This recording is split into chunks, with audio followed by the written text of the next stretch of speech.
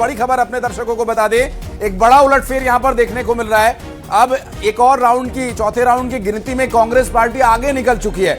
दतिया से इस वक्त की सबसे बड़ी खबर हम आपको बता दें, ये राउंड में आगे नहीं चल रहे हैं, टोटल आगे हो गए कांग्रेस पार्टी के कैंडिडेट कुंवर घनश्याम सिंह। जो दावा कर रहे थे उस दावे के थोड़ा नजदीक हकीकत भी पहुंच गई है और अब देखना यह होगा कि क्या ये दावा पूरी तरह से हकीकत में बदल पाता है या नहीं। चौथे राउंड की काउंटिंग से एक बड़ी अपडेट अपने दर्शकों को बता दें, दतिया से इस वक्त की काउंटिंग को लेकर जुड़ी बड़ी खबर अपने दर्शकों को बता दें कि बड़ा उलटफेर यहां पर देखने को मिल रहा है, जो अब तक 3 राउंड में देखने को नहीं मिला था। चौथे राउंड में यह हुआ कि कांग्रेस पार्टी के कुंवर घनश्याम सिंह आगे चल रहे हैं और ये बढ़त कितनी देर तक, कितने राउंड्स तक बनी रहेगी, ये देखने का विषय होगा। इस वक्त की एक बड़ी खबर, चौथे राउंड की गिनती में कांग्रेस पार्टी आगे चल रही है। वोटों की गिनती में कांग्रेस की बढ़त, कांग्रेस कार्यकर्ताओं के लिए, कांग्रेस पार्टी के लिए एक बड़ा संदेश। हालांकि दतिया में हुआ ये उलटफेर अब तक के राउंड्स में नहीं दिख रहा था, इसलिए हम इसे उलटफेर कह रहे हैं, क्योंकि दतिया से अभी कुछ और राउंड्स की काउंटिंग सामने आना बाकी है।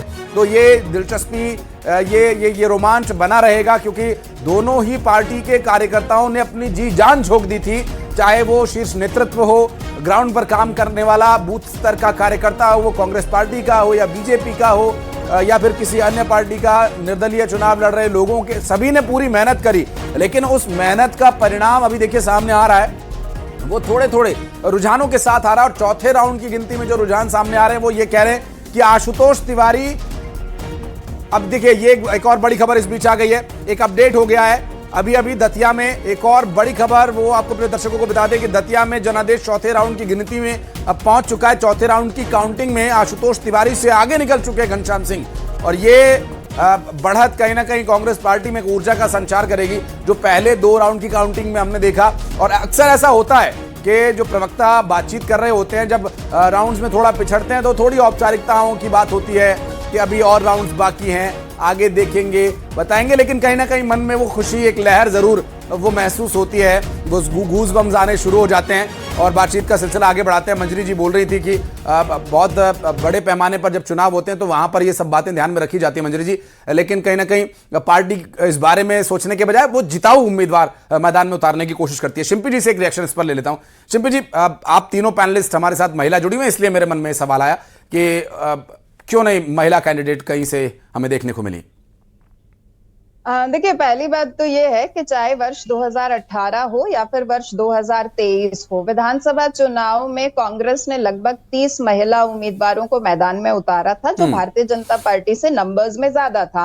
अभी आपने देखा हमारे पास राज्यसभा की मात्र 1 सीट थी, उस पर भी हमने एक महिला प्रत्याशी को उतारा, आदरणीय मीनाक्षी नटराजन जी, जिनकी सीट चोरी करने का काम भारतीय जनता पार्टी ने कर लिया। तो जहां तक महिला सशक्तिकरण या महिला प्रतिनिधित्व की बात आती है, तो कांग्रेस तो इसके लिए जानी ही जाती है कि हम सशक्त रूप से महिलाओं को राजनीति में आगे बढ़ाने का काम करते हैं। जहां तक दतिया की बात है, तो आप भी जानते हैं कि ये एक थोपा हुआ उपचुनाव था। हमारे लिए भी ये एक बहुत ही निर्णायक मोड़ पर है, एक वाटर टेस्ट है 2028 का, जहां पर हमें एक अनुभवी चेहरे की बहुत आवश्यकता थी। इसीलिए हाल फिलहाल हमारे सामने घनश्याम सिंह जी और अवधेश नायक जी, राजेंद्र भारती जी एक बेटर चॉइसेस थी, जिसमें से घनश्याम सिंह जी के ऊपर मोहर लगी और हम पूर्ण रूप से आश्वान्वित हैं कि जो प्रत्याशी हमने मैदान में उतारा है वो हम जीत में भी उनको परिवर्तित कर पाएंगे और दतिया की जो हमारी सीट थी वो पुनः हमारे परिवार में जन सेवा के लिए वापस आने जा रही है। तो शिल्पी जी, गूज बम्स आने लगे क्योंकि चौथे राउंड में आप आगे चल रहे हैं?